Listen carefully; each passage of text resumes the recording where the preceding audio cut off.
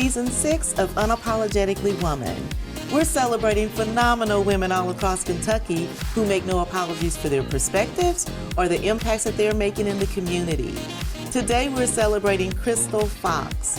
Crystal is a mom, an activist, an analyst case manager for an insurance company, and the executive director and founder of Mayfield Enrichment Center. Unapologetically Woman, Crystal Fox, that's you. Congratulations. Thank you, thank you. So you're a mom of 4, but you also have a new grandbaby. I do. Well, he's 3 now. Oh, he's 3. He's 3. We celebrated his birthday at Disney this year.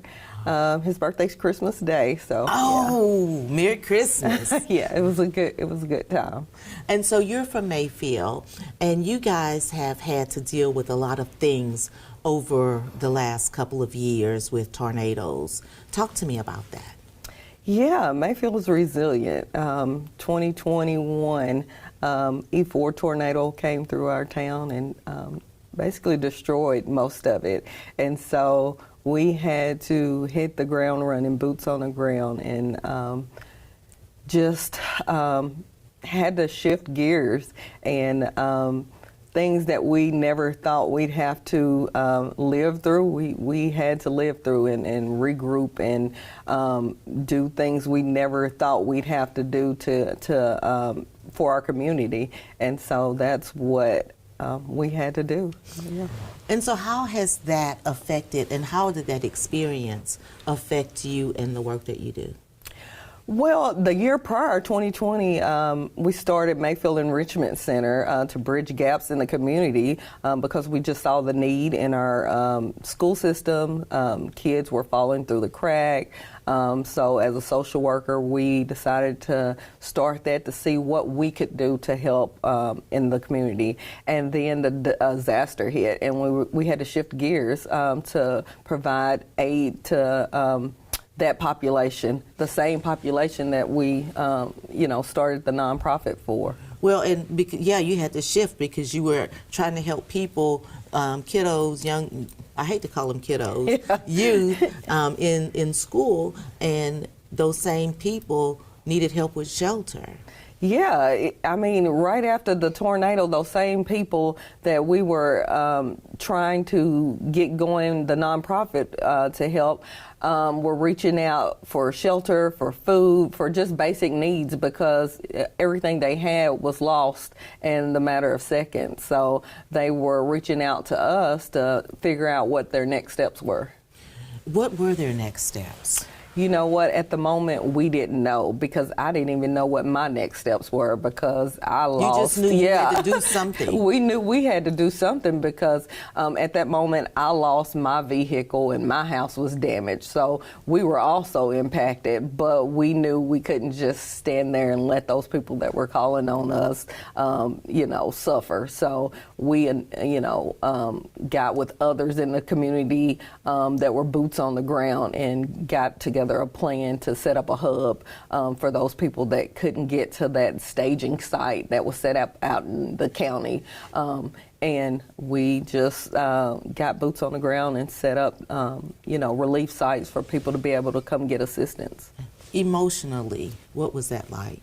Because you're dealing with it yourself and you're helping other people at the same time. The emotions really did not hit me until I think Christmas Day. I left Mayfield after we, I think, got everybody settled, and I had to leave town just to get some relief because I had been going since December 10th. And me and my kids, we needed a break. So I left and went to Houston to my sister's home for Christmas just to get a break. And I think it hit me that, oh my God, I don't have anywhere to stay. And For all practical purposes, you were homeless too. Yeah, I was homeless. I was staying in a hotel that someone had set up for me. A friend that lived in Atlanta I didn't have phone service at the time. Everybody was calling for rooms, so they were able to get me and my family a hotel room secured to stay at. And then later, a friend was able to let us stay at their pool house for a couple of weeks, but I didn't have a home for a few months. I couldn't go back to my home because it didn't have, electricity, gas, because it was in the winter. The roof was, not repaired, and I didn't have a vehicle, so a friend let me borrow their vehicle to get back and forth. It was something new that I hadn't, I was in the same boat as everybody else. But it sounds like the spirit of the heart for everybody down there kicked in the play and just did what needed to be done. Yeah, that was the thing. At that time, nobody was above anybody. Everybody just kind of came together and kind of met the needs of the community. Everybody, if people needed food, there was food. There was people on the corners. People came into the town, set up, places. People came from all over and brought supplies. There was not a need that wasn't met for Christmas. I mean, I've never seen so many toys. I just wish that would continue in community, because the needs were there before that disaster. That's why we started the nonprofit. And they continue to be there. And they continue to be there after that disaster, yeah. Service is really near and dear to your heart. You also serve on the board of a community action agency.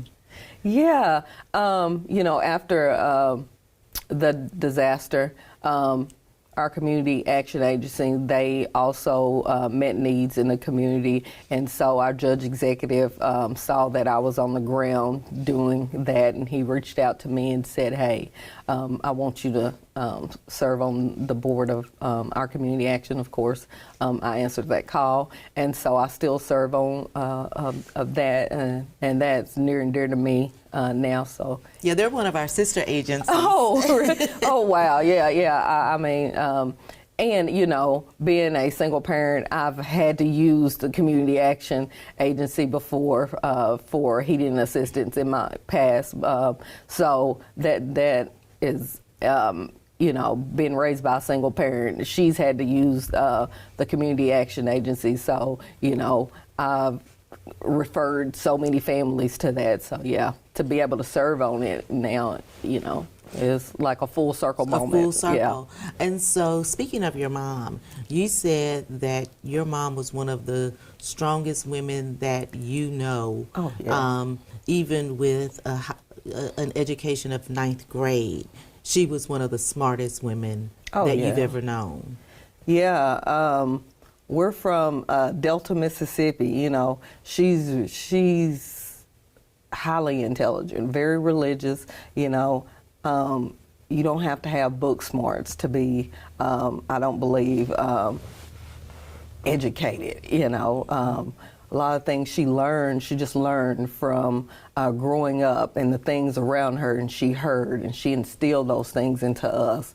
And so those are the things that I take with me and teach my kids. And, you can't learn from sitting in a desk at school. So, yeah, she's one of the smartest people. Smartest women. Yeah. When she looks at you and she sees you're a social worker, you're an activist, you're the founder and CEO of a business, you sit on boards, she sees you doing all of these things in the community to help other people. What does she think about you? I get emotional. Doesn't matter. She's getting sick. She's getting older, but she's literally my biggest supporter. Recently I went to D.C. with a group I took with an organization right before Christmas, and she had been sick, so she woke up and she said she turned on the TV because she couldn't sleep. and she said she turned on News 1. And she said, as soon as she turned it on, she said, "There go my baby," which I didn't even tell her that I was on there.